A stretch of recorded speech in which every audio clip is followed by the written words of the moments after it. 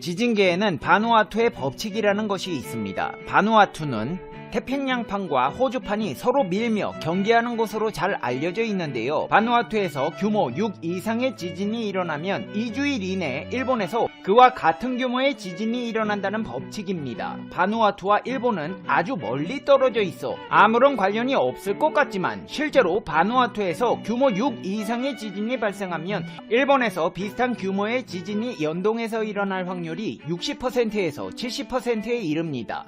학계에서조차 그 원인에 대해서 명확히 밝혀내지 못하고 있지만 태평양판과 관련이 깊지 않을까 하는 추정만 하고 있습니다. 실제로 지난 2016년 이 지역에서 4월 규모 6.7에서 6.9의 지진이 연속적으로 발생한 뒤 일본 큐슈에서 규모 7.3의 강진이 일어나게 되는데 이 지진이 바로 쿠마모토 대지진입니다. 한국의 인터넷 커뮤니티에서는 이와 같은 근거를 들어 지난 일본의 지진을 예측한 사실이 알려졌고 이후 최근 발생한 뉴질랜드 앞바다 규모 8.1 강진으로 인해 현재 일본에서는 대지진 공포가 엄습하고 있다는데요. 머지않아 일본을 뒤흔들 대지진이 올 것이라는 전망에 대해 자세히 알아보겠습니다.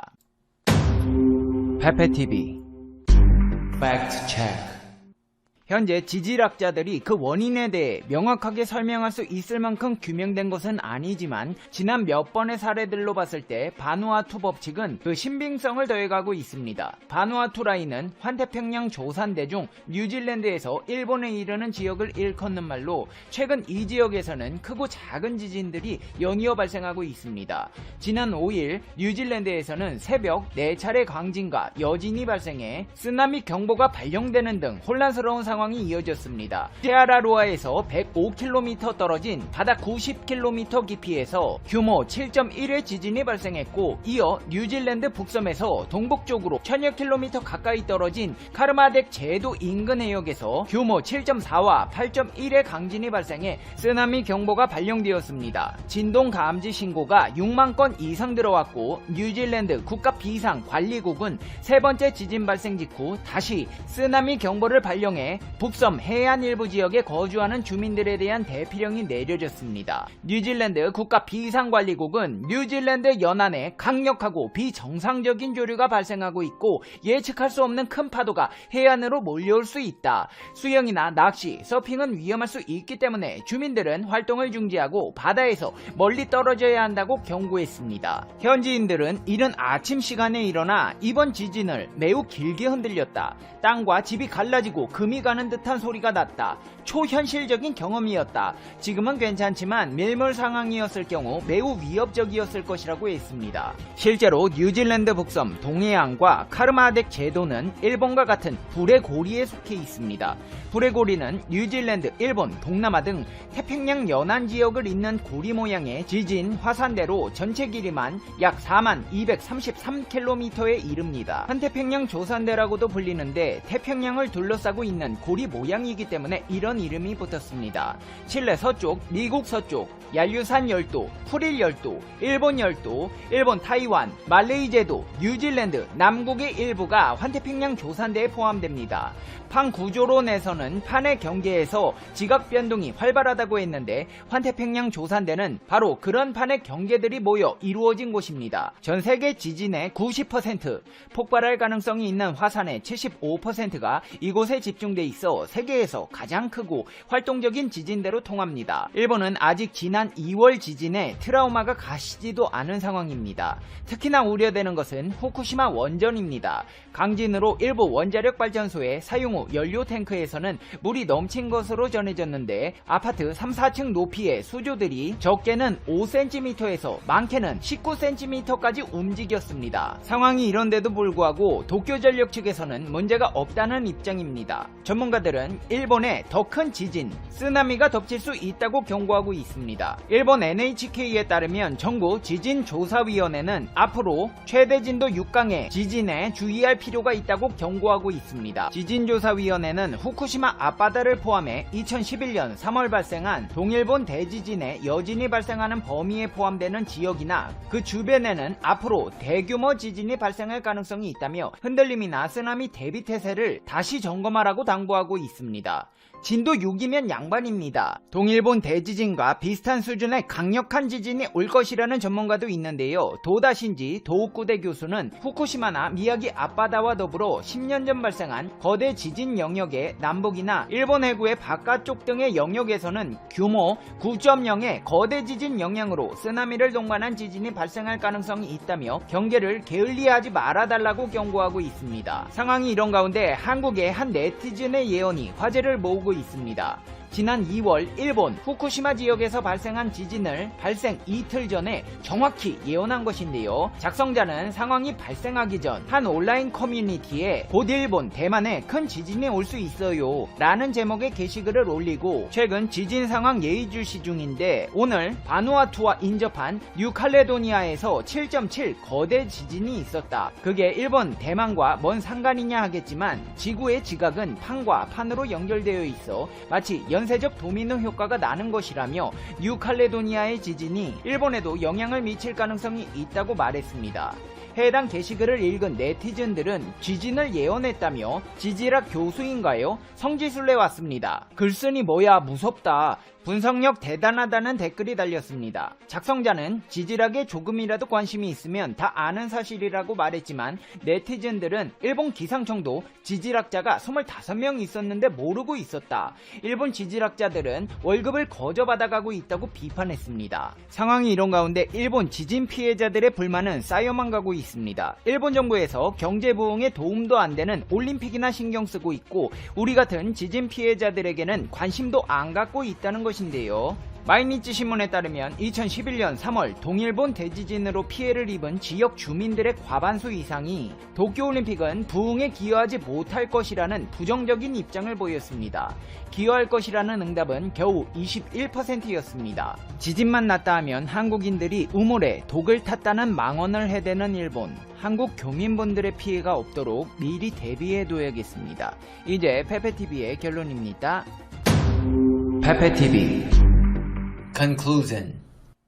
일본의 대지진 예언은 이전부터 계속되어 왔지만 이번에는 정말 심상치 않습니다. 케르메덱 제도 인근 해역에서 규모 8.1의 지진이 났으면 정말 지금 당장 동일본 대지진급의 지진이 와도 어색하지 않은 상황인데요. 문제는 지진 핑계로 그동안 일본의 가장 큰 고민이었던 후쿠시마 원전 탱크를 바다로 밀어버리는 것은 아닌지 우려되는 상황이 아닐 수가 없습니다. 그렇게 되면 진짜 미역이고 굴, 조개, 쭈꾸미, 오징어, 꽃게, 고등어, 넙치, 광어, 바다에서 잡히는 모든 어패류 섭취를 영원히 자제해야 하는 상황이 오게 되는 것인데요. 대한민국에서는 지진이 왔을 때 후쿠시마 원전 상황을 면밀하게 감시하면서 절대 바다로 방류가 이루어지지 않도록 노력해야겠습니다. 또 일본의 대지진이 나면 성금 달라고 할 텐데 전에 경주시장처럼 국가의 혈세를 이용해 눈치 없이 방호용품 보내겠다는 사람이 나오는지도 지켜봐야겠습니다. 페페TV 시청자 여러분은 어떻게 생각하세요? 페페TV는 여러분의 생각이 궁금합니다. 댓글로 여러분의 생각을 남겨주세요. 그러면 여러분 오늘 하루도 행복한 하루 되세요. 당신은 소중하니까요. 다음 영상에서 봬요. 안녕.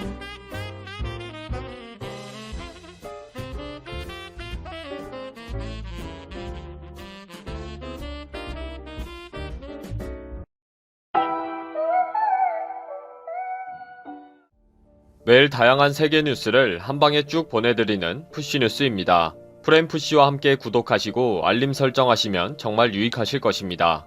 첫 번째 뉴스는 일본의 오토바이 교통기동대 경찰이 남의 자전거를 슬쩍 탔다가 징계를 받았다는 소식입니다. 사이타마현 경찰서 소속인 교통기동대 소속 남성 경장이 퇴근을 한 후에 동료들과 음주를 걸친 저녁을 먹고 지하철을 탔습니다. 그런데 지하철에서 깜빡 잠이 들어서 오후 11시 반경 몇 정거장을 지나서 내리게 되었다고 합니다.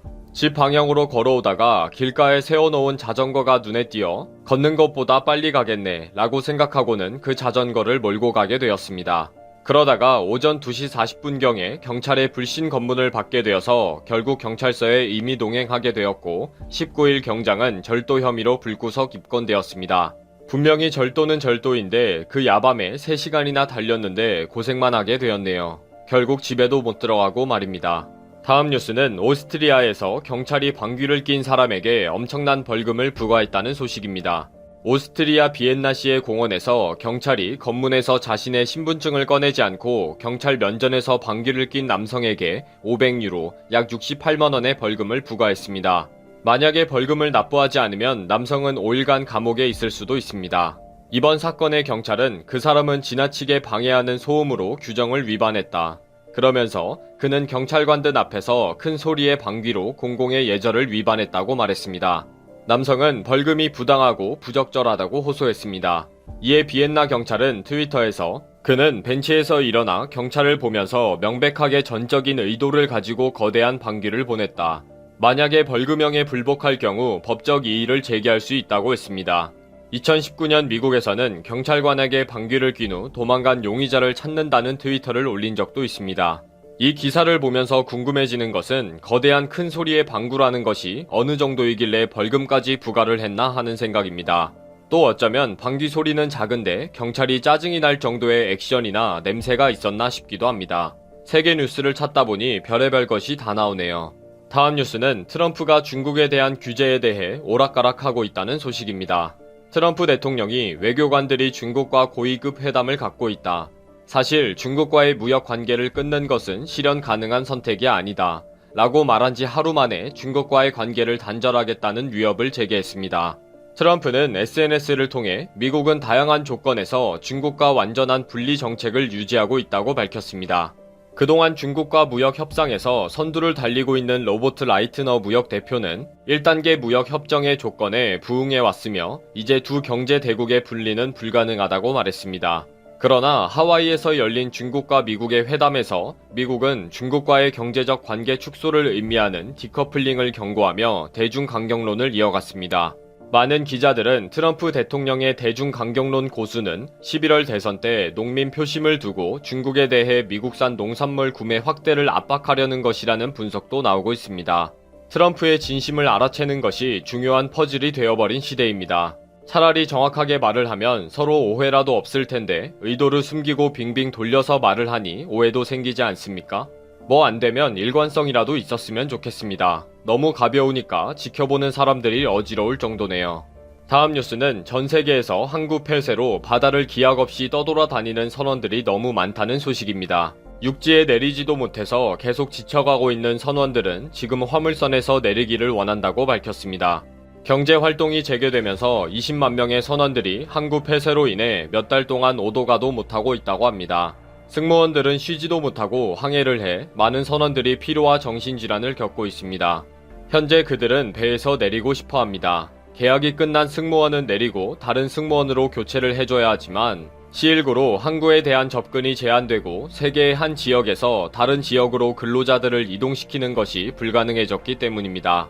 운송회사는 일부 선원들은 1년 이상 승선해 있으며 안전 규제상의 이유로 승무원 교체를 무기한 연기할 수 없다고 말했습니다. 43년간 선원으로 일해온 반스는 해안을 떠날 수 없어서 4개월간의 교대 근무를 6개월로 연장했다. 선원들은 이 배를 떠다니는 감옥이라고 부른다고 했습니다. 지금은 이러한 화물선뿐 아니라 크루즈선까지 포함하면 정말 바다를 떠다니는 고통을 겪고 있는 사람들이 너무 많은 것 같습니다.